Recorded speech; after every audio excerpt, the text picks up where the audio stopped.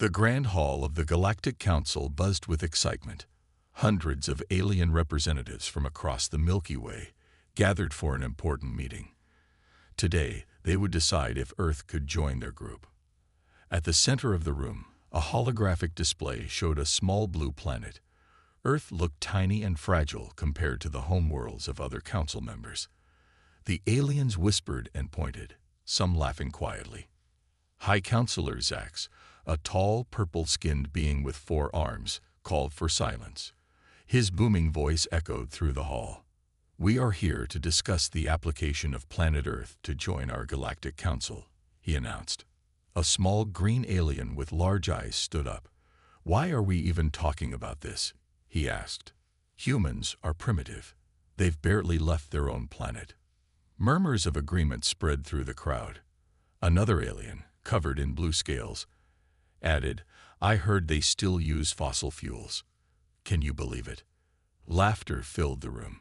High Counselor Zax raised his hands for quiet. "Let's hear from Earth's representative," he said. A nervous-looking human woman stepped forward. She wore a simple blue uniform with a patch showing Earth's flag. "Thank you, High Counselor," she said. "I'm Captain Sarah Chen of the United Earth Space Force. We may be new to space travel, but we have much to offer the galaxy." Before she could continue, a large, furry alien interrupted. "Space Force? Ha! What do you have? A few rusty satellites." Captain Chen tried to speak again, but the aliens kept talking over her. They made jokes about Earth's tiny rockets and paper airplanes. High Counselor Zax looked at Captain Chen with pity. "Perhaps it would be best if you showed us your military capabilities," he suggested. "After all, each member of the council must be able to defend themselves and others." Captain Chen nodded and pressed a button on her wrist device. The holographic display changed, showing Earth's military assets. There were images of aircraft carriers, fighter jets, and tanks. The council members were not impressed. A bird-like alien squawked, "Those things can't even leave the atmosphere. What good are they in space?" Another alien added, "My people's civilian ships have more firepower than that." The laughter grew louder. Captain Chen's face turned red, but she stood tall.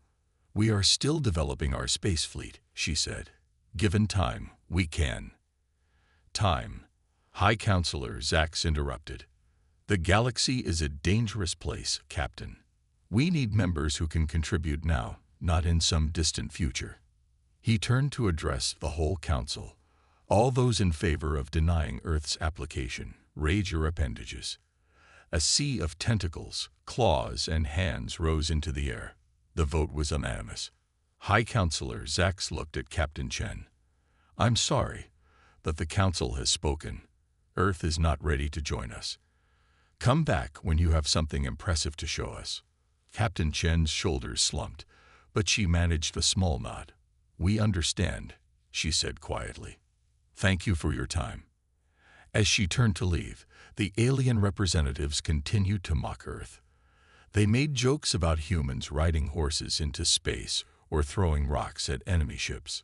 What they didn't notice was the determined look in Captain Chen's eyes. As she walked out of the council chamber, she tapped a hidden communicator in her ear. "They rejected us," she whispered. "Initiate Project Earthshaker." A gruff voice replied, "Understood, Captain. It's time to show these aliens what humans can really do." As the Galactic Council congratulated themselves on avoiding the embarrassment of adding such a weak species to their ranks, they had no idea what was coming. In secret labs and hidden bases back on Earth, humanity was about to change the galaxy forever. The aliens' laughter would soon turn to shock, and then fear, because sometimes the ones you underestimate the most are the ones you should fear the most. While the Galactic Council laughed at Earth's weakness, something incredible was happening on the blue planet. Deep beneath the surface of the moon, hidden from prying alien eyes, humans were hard at work. In a massive underground hangar, thousands of workers scurried around like ants. They climbed over, under, and around a colossal shape that loomed in the dim light. This was Project Earthshaker, humanity's best-kept secret. General Maria Rodriguez stood on a high platform, watching the activity below. Her weathered face showed years of hard work and determination. She turned to the man beside her, Dr. Alan Chen, the project's lead scientist. "How much longer?" she asked. Dr. Chen pushed his glasses up and checked his tablet. "We're ahead of schedule," he said with a smile. "The Earth Shaker will be ready in 3 months." General Rodriguez nodded. "Good. After that council meeting, we need to be prepared for anything." The Earth Shaker was Earth's answer to the galaxy's mockery. It wasn't just a spaceship. It was a mobile fortress, a city in space, and the most advanced weapon system ever created by human hands. Workers welded massive armor plates onto the ship's hull. Each plate was made of a new alloy, stronger than anything known to the Galactic Council. Other teams installed energy shields, powerful enough to withstand the sun's heat. Inside the ship, engineers tested the Earth Shaker's heart, a fusion reactor that could power a small planet. Scientists fine-tuned artificial gravity systems and life support capable of sustaining a crew for years. In one section, weapons specialists calibrated laser cannons that could slice through battleships. Nearby, others loaded missile bays with warheads that could reshape continents. But the Earth Shaker's true power lay in its brain. At the ship's core, a quantum computer processed information faster than any alien system. It could predict enemy moves before they happened and control thousands of drone fighters at once. General Rodriguez and Dr. Chen walked through the ship, checking on different teams. They stopped at a group working on a strange, shimmering device. "Is this the secret weapon?" Rodriguez asked. Dr. Chen nodded excitedly. "Yes, the phase shifter. It will let us move through space in ways the aliens can't imagine. We'll be able to appear and disappear at will." As they continued their tour, they passed a large window. Outside, they could see Earth hanging in the black sky, beautiful and fragile. "Sometimes I'd wonder," General Rodriguez said softly, "are we becoming the very thing we fear? A powerful, aggressive species?" Dr. Chen put a hand on her shoulder. "We're building this to protect Earth, not to conquer. The Earth Shaker is a shield, not a sword." Rodriguez nodded, but she still looked worried. "Let's hope the aliens see it that way." Meanwhile, on the other side of the moon, a small alien probe drifted silently. It had been watching Earth for months, recording everything it saw. But it couldn't see through the moon's thick crust. The secret of the Earth Shaker was safe. For now. Back on Earth, in a hidden command center, Captain Sarah Chen, the same woman who had stood before the Galactic Council, studied reports from the moon base. Despite the aliens' laughter, she felt a spark of hope. Soon, she whispered to herself, they'll see what humanity is really capable of. As the Earth turned and the moon kept its secrets, the galaxy continued its business as usual. Alien civilizations traded, explored, and sometimes fought, never suspecting that a new power was about to emerge. In just 3 months, the balance of power would shift. The Earth Shaker would rise, and the laughter of the Galactic Council would be silenced forever. 6 months after Earth's rejection from the Galactic Council, the solar system was quiet. But that peace was about to be shattered. On a normal Tuesday morning, alarms blared in Earth's defense headquarters. General Rodriguez rushed into the control room, her eyes wide with shock. On the main screen, hundreds of red dots appeared at the edge of the solar system. "What are we looking at?" she demanded. A young officer replied, his voice shaking. "It's an alien fleet, ma'am. Bigger than anything we've ever seen." The room fell silent as everyone realized what this meant. Earth was facing an invasion. Across the galaxy, the Galactic Council was in chaos. High Counselor Zax tried to calm the panicked representatives. "We must contact this fleet immediately," he shouted over the noise. "Find out their intentions." But when they sent messages to the approaching ships, there was no response.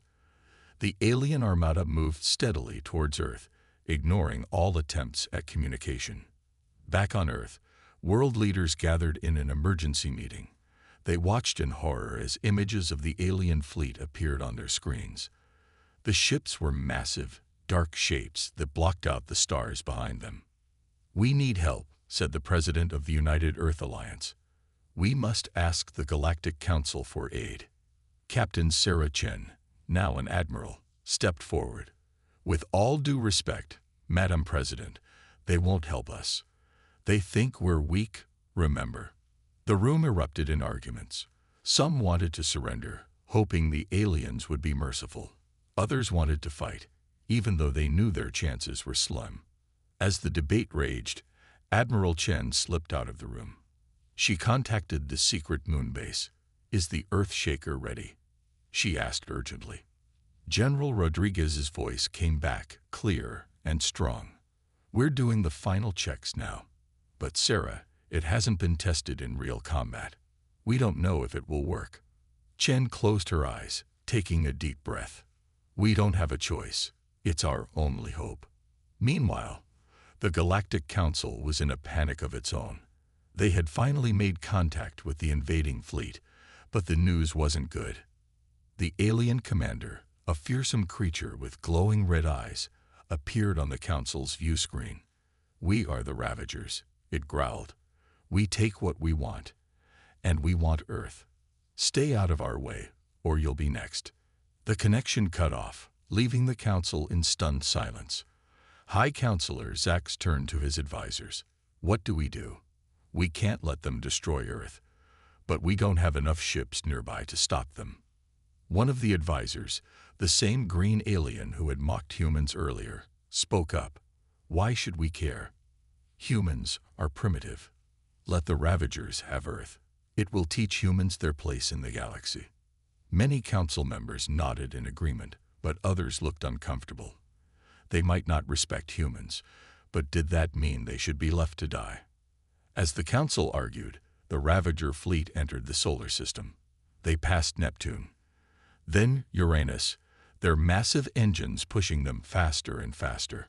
On Earth, people looked up at the sky in fear. They couldn't see the alien ships yet, but they knew they were coming. Parents hugged their children, friends said goodbye, and soldiers prepared for a battle they thought they couldn't win. In her office, Admiral Chen stared at a photo of Earth taken from space. "We're not done yet," she whispered. "Humanity still has one card left to play." She picked up her phone and dialed a secure number. "This is Admiral Chen. Operation Earthshaker is go. I repeat, Earthshaker is go." As night fell on Earth, a new day was about to dawn for humanity. The greatest battle in human history was about to begin, and the galaxy would never be the same. As the Ravager fleet approached Mars, Earth seemed defenseless. The planet's small space fleet gathered near the moon, looking tiny compared to the massive alien armada. In the secret lunar base, alarms blared. General Rodriguez's voice echoed through the speakers. "All personnel, battle stations, prepare for Earthshaker launch." Deep under the moon's surface, the giant hangar came to life. Huge doors on the lunar surface slowly opened, revealing a dark crater. For a moment, nothing happened. Then, with a blinding flash, something enormous rose from the crater. The Earthshaker, humanity's secret weapon, emerged into space for the first time. Even the Ravagers paused their advance, surprised by the sudden appearance of the massive ship. It was unlike anything they had ever seen. Sleek, powerful, and bristling with weapons they couldn't understand. On the Galactic Council's emergency broadcast, aliens gasped in shock. "What is that?" High Counselor Zax demanded, his four arms waving in confusion. No one had an answer. Earth, the planet they had mocked as primitive, had just revealed a ship that dwarfed anything in their own fleets. Aboard the Earthshaker's bridge, Admiral Chen stood tall, her eyes fixed on the main view screen. Around her, the crew worked at their stations, their movements precise despite their nervousness. "All systems online," reported the ship's eye. "Weapons charge, shields at maximum."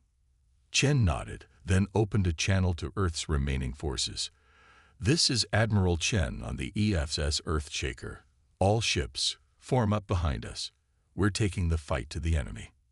As the Earthshaker moved forward, Earth's smaller ships fell into formation behind it. Together, they advanced towards the Ravager fleet. In the Ravager's command ship, the alien leader snarled at the sight of the human Dreadnought. "Impossible," it roared. "Destroy that ship immediately." The Ravager fleet opened fire, filling space with energy beams and missiles. But as the attacks neared the Earthshaker, they seemed to bend around it, deflected by an invisible shield. On the Earthshaker's bridge, the crew cheered as the shields held. "Return fire," Chen ordered calmly. The Dreadnought's weapons came to life. Massive laser cannons fired beams of energy that cut through Ravager ships like they were made of paper. Swarms of drone fighters launched from hidden bays, overwhelming the alien defenses. But the real surprise came when the Earthshaker suddenly vanished, only to reappear behind the enemy fleet. "Phase shift successful," announced the AI. "Fire all weapons," Chen commanded. The Earthshaker unleashed its full power, tearing through the rear of the Ravager fleet. Caught between the Dreadnought and Earth's smaller ships, the aliens found themselves in chaos. Back on the Galactic Council broadcast, the alien representatives watched in amazement. The humans they had dismissed as weak were now battling one of the galaxy's most feared forces, and winning. "We must help them," shouted one counselor. "No," said High Counselor Zax, his voice filled with awe. "Look closely. They don't need our help." Indeed, as the battle raged on, it became clear that the Ravagers were outmatched. The Earthshaker moved with impossible speed, appearing and disappearing across the battlefield. Its weapons tore through the alien ships, while its shields shrugged off every attack. In just a few hours, it was over. The remains of the Ravager fleet fled, jumping to light speed to escape the terrifying human ship. As the Earthshaker turned back towards Earth, cheers erupted from every speaker on the planet. Humanity had faced its greatest threat and emerged victorious. On the bridge, Admiral Chen allowed herself a small smile. "Send a message to the Galactic Council," she said. "Tell them Earth is ready to talk about membership again, on our terms this time." As the Earthshaker glided towards home, the galaxy held its breath. Everything had changed, and a new era was about to begin. The battle between Earth's forces and the Ravager fleet raged on in the cold vastness of space. The Earthshaker, humanity's secret weapon, had taken the aliens by surprise, but the fight was far from over. Admiral Chen stood on the bridge of the Earthshaker, her face illuminated by the flashing lights of the battle displays. "Status report," she commanded. "Shields at 80%. "Admiral," replied her second-in-command. "We've destroyed nearly half of the Ravager fleet, but they're regrouping for another attack." Chen nodded grimly. The Earthshaker had proven its worth, but the Ravagers still outnumbered them. This would be a test of not just technology, but of human determination. Across the solar system, billions watched the battle unfold through their view screens. On Earth, in underground bunkers and open fields alike, people held their breath. This was humanity's moment of truth. The Ravager commander, furious at being challenged by what it saw as inferior beings, ordered a full assault on the Earthshaker. Thousands of alien fighters swarmed towards the human Dreadnought, their weapons blazing. "Incoming," shouted the Earthshaker's tactical officer. "Too many to count." Chen's eyes narrowed. "Activate point defense systems. Launch all drones. Let's show them what we can do." The space around the Earthshaker lit up as its defensive weapons sprang to life. Laser turrets picked off alien fighters with pinpoint accuracy, while swarms of human drones engaged the enemy in a dizzying dance of death. But the Ravagers pressed on, their numbers seeming endless. For every alien ship destroyed, 2 more took its place. The Earthshaker's shields began to flicker under the assault. "Shields down to 50%, reported an officer, fear creeping into his voice. Chen gripped the arms of her command chair. "Divert power from non-essential systems. Prepare for emergency phase shift." Just as it seemed the Ravagers might overwhelm them, The Earthshaker vanished, reappearing moments later behind the alien fleet. "All weapons, fire," Chen ordered. The Dreadnought unleashed its full arsenal. Powerful energy beams sliced through Ravager ships, while salvos of missiles found their marks with unerring precision. The alien fleet, caught off guard, fell into disarray. On the Galactic Council's emergency broadcast, alien representatives watched in awe. The humans, whom they had dismissed as primitive, were holding their own against one of the most feared forces in the galaxy. "Impossible," muttered one counselor. "How can they be so advanced?" High Counselor Zax leaned forward, his eyes fixed on the battle. "We have made a grave mistake in underestimating these humans," he said softly. Back in the heart of the battle, the Earthshaker continued its relentless assault. Its advanced AI predicted enemy movements, allowing it to strike with devastating efficiency. Earth's smaller ships, emboldened by the Dreadnought's success, pressed their own attack. Hours passed, and slowly but surely the tide began to turn. The once mighty Ravager fleet was reduced to a fraction of its former size. Finally, the Ravager commander's ship turned to flee. "All remaining ships, retreat," it bellowed. "These humans are too strong." As the last of the alien vessels jumped to light speed, a moment of silence fell over the battlefield. Then, cheers erupted from every human ship and station. On the Earthshaker's bridge, Admiral Chen allowed herself a small smile. "Stand down from battle stations," she said, "and send a message to Earth. Tell them we won." As news of the victory spread, celebrations broke out across the planet. Humanity had faced its greatest challenge and emerged triumphant. David had defeated Goliath. But in the quiet of her ready room, Chen knew this was just the beginning. The galaxy now knew of Earth's power, and things would never be the same. She looked out at the stars, wondering what new challenges awaited humanity in the vast expanse of space. The battle was over, but Earth's journey to its place among the stars had only just begun. News of Earth's victory over the Ravager fleet spread across the galaxy like wildfire. On countless alien worlds, beings of all shapes and sizes gathered around communication devices, eager to learn more about the mysterious humans who had done the impossible. In the Grand Hall of the Galactic Council, chaos reigned. Representatives from hundreds of worlds shouted over each other, demanding answers and action. High Counselor Zax struggled to maintain order. "Please, everyone, calm down," he bellowed, his forearms raised for silence. "We must approach this situation carefully." A bird-like alien squawked loudly, "Carefully? These humans just defeated the Ravagers. We've been trying to stop them for centuries." "Exactly," hissed a reptilian counselor. "What if the humans decide to turn that ship of theirs against us next?" Fear and excitement rippled through the assembled aliens. Some saw humans as potential allies, others as a new threat to the galactic order. Meanwhile, on Earth, the mood was one of cautious celebration. In the White House Situation Room, world leaders gathered to discuss their next move. Admiral Sarah Chen, fresh from her victory aboard the Earthshaker, addressed the group. "The galaxy knows about us now," she said.